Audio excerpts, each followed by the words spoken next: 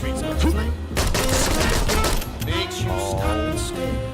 Yeah. Need and sissy, can resist. We'll make quite a pair. We'll slide on in. Magic little wicked queen. Take a spin. The evil cannot get us. The voodoo you do. Places a friend. In the deck, they don't have a prayer. Something strange. Why don't you piss off? Everything that's inside out, not quite as it seems. Oh. We'll slide on in, magic little wicked queen. Come on, take a spin. The evil cannot get us. We'll take 'em on jackpot snakeskin boots on a Saturday night. Kicking outdoors, trying to make it happen. Swing, don't miss in the wicked fight, and then we'll start to stroll, sway and roll, take control, yeah.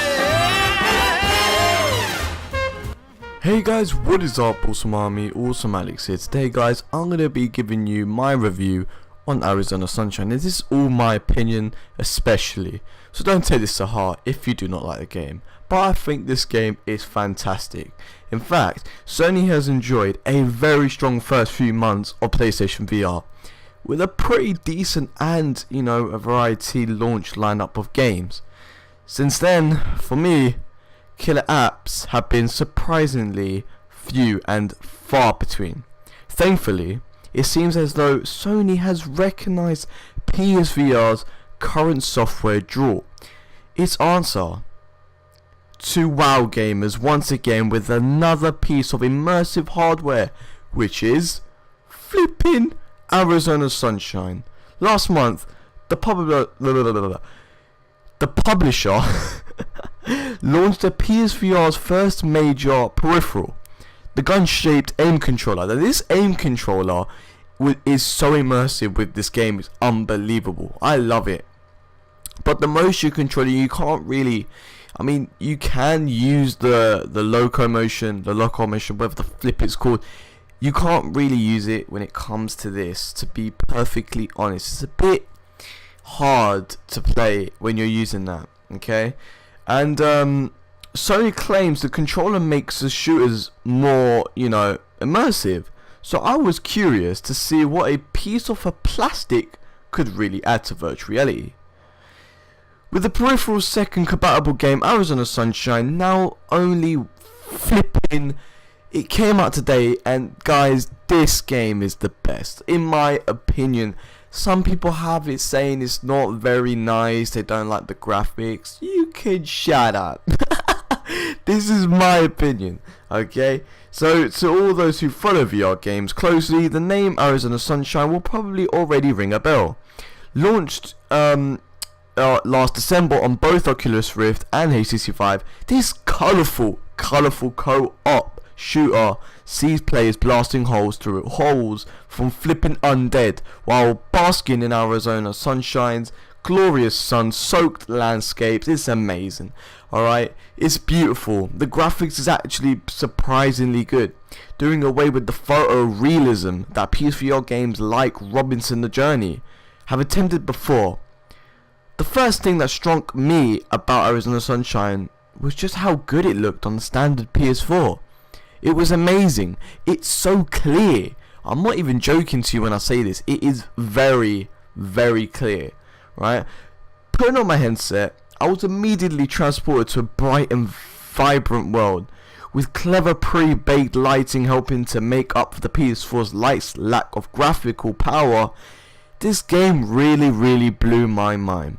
As well as looking fairly inviting, it's a game that you can play no matter what your setup. Like most other PlayStation VR games, players also have a few different options when it comes how they want to do their shooting, with support for traditional DualShock 4 controls, dual move controlling and aiming, and of course the actual aim controller. An offer. I gleefully picked up the plastic in front of me and prepared to kick some zombies' ass. Trust me guys, this game is so immersive, it's unbelievable. The online, now we're going to get through the online now. The online in this game is fantastic. Let me get through briefed on the co-op. But before I do that, I'm going to talk about the story. Okay, what the story is actually about. Alright, so the unnamed player character awakes in a cave in an Arizona river valley, I should say. While exploring his surroundings and killing zombies, he encounters a radio, I should say. He finds a radio, turns it on, and hears, among much static, something which sounds like a human voice. Searching for the source of the signal, the player encounters another radio with a stronger signal and comes to the conclusion that it is sent from a refinery which has been reinforced by the military. But when he reaches the refinery, he sees night in a safe room in the refinery. He continues the next morning aimless and just desperate. But after finding another radio, he notices that the signal is still there, and there is being sent from a town called Sunshine, Arizona, in the flipping game name. The player continues to the town and finally reaches the radio station, and only to find out that there's no one in the fucking station is alive, and the signal is sent automatically. But when he screams his frustration into the radio station microphone, someone answers him and tells him to wait outside, where he is rescued by a helicopter after withstanding a massive horde of zombies.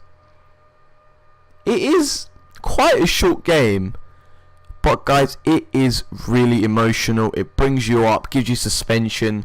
When you go into that cave, good god, it's scary as hell.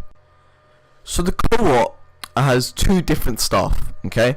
You've got campaign, which is 2-player, and horde mode, which is 4 players. Horde mode is like a wave of zombies, and you have to try and get yourself into the leaderboards to get as much points. Unfortunately, it's quite hard and very the area is really small.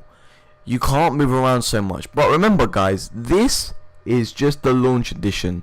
When it actually comes out, you'll be able to move in other variations and other places.